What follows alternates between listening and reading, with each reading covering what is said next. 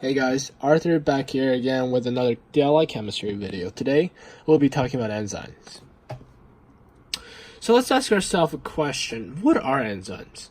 So enzymes are the protein molecules in cells and living cells that work as catalysts, which speed up the rate of biochemical reactions. And you may find enzymes in our human bodies, and that goes into our next question. Why are enzymes important?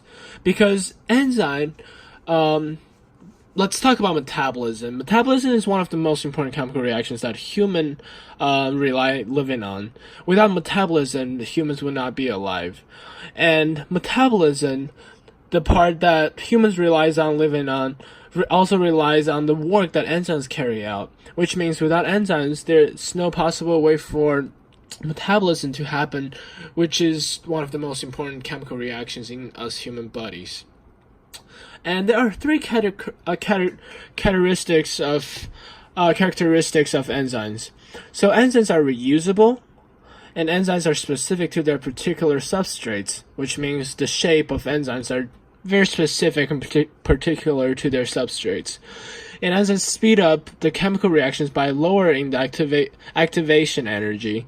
So it basically means that enzymes work as a catalyst by lowering the activation energy that is needed for a chemical reaction. Okay, so let's talk about some terms. And the active site is one of the most common term that you will see when it comes to enzymes, because it is part of the region of an enzyme that binds substrates, cofactors, and prosthetic groups. And active sites have particular shapes due to the structure of protein. It is shaped very specifically based on the structure of protein. So what are substrates? Substrates are molecules in which enzymes act upon. So as you could see in pink, that's the substrate. And as it goes into the active site, the enzyme basically works with it, to create the product. So what is a cofactor? A cofactor is the non-protein chemical compound that is required for protein's biological activity. And as you could see in light green, the cofactor is one type of compound that is needed for substrate to be binded with enzyme. And as you could see, it is in the middle. It is the cofactor is named coenzyme, which we'll go into right now. So what is a coenzyme? A coenzyme is a specific type of cofactor. It is an organic molecule, but being organic doesn't just simply mean it is organic. It means that the molecule contains carbon, and that is what being organic means when it comes to defining enzymes. So what is a prosthetic group? The prosthetic group is an organic substance made by non-protein small molecules, which dialysable and thermostable, which is firmly attached to protein or apoenzyme, the apoenzyme portion. So let's talk about the naming of enzymes. As you could see in many places, different enzymes have a very specific characteristic to it when it comes to naming. Most enzyme names end with ASE, and ASES when it's plural, except for some of the originally studied enzymes such as pepsin, rennin, and trypsin. So classification. Let's talk about how they classify and how they categorize different enzymes. So enzymes are classified and categorized based upon the type of reaction that is being catalyzed. For example, when it comes to changing geometry or structure of a molecule, the type of enzymes is called isomerases enzymes. And when it comes to transferring of electrons, it's called oxidases and dehydrogenases. And when it comes to splitting or forming a carbon-carbon bond, it is called desmolases. And the reason for these are named and categorized based on the specific type of chemical reaction and that is being catalyzed. So there are 4 types of enzyme specificities. specificities.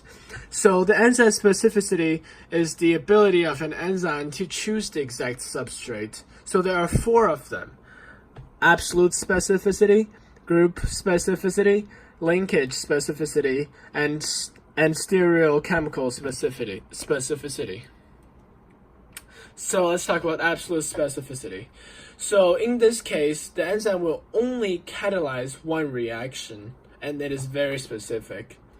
And in group specificity, the enzyme will act only on molecules that have specific functional groups, such as amino, phosphate, or methyl groups. Linkage specificity. The enzyme will only act upon particular or chemical bond regardless of the molecular structure, which means that in this specificity, the chemical bond matters a lot when it comes to this one. And the last one, stereochemical specificity. So in this case, the enzyme will only act upon a particular steric or optical isomer. There are 3 ways in which an enzyme's function can be inhibited. And these 3 are competitive inhibition, non-competitive inhibition, substrate inhibition. So in competitive inhibition, competitive is when an enzyme is basically being added with both a substance and a substrate, and they also have to compete for the active site, therefore resulting in the lock-key theory, in which case only either the substrate or the substance will be allowed to shoot into the active site. And the reason it is called the lock-key theory is because it works just like a lock and a key. Only one key will fit in the lock and open the lock, and that is why it's called lock-key theory. So non-competitive inhibition is when enzyme is being added with substances that makes it not accept the substrate. And at last, it's the substrate inhibition. Substrate inhibition occurs only when there's an excess amount of substrate. Fairly simple. And that is it for today.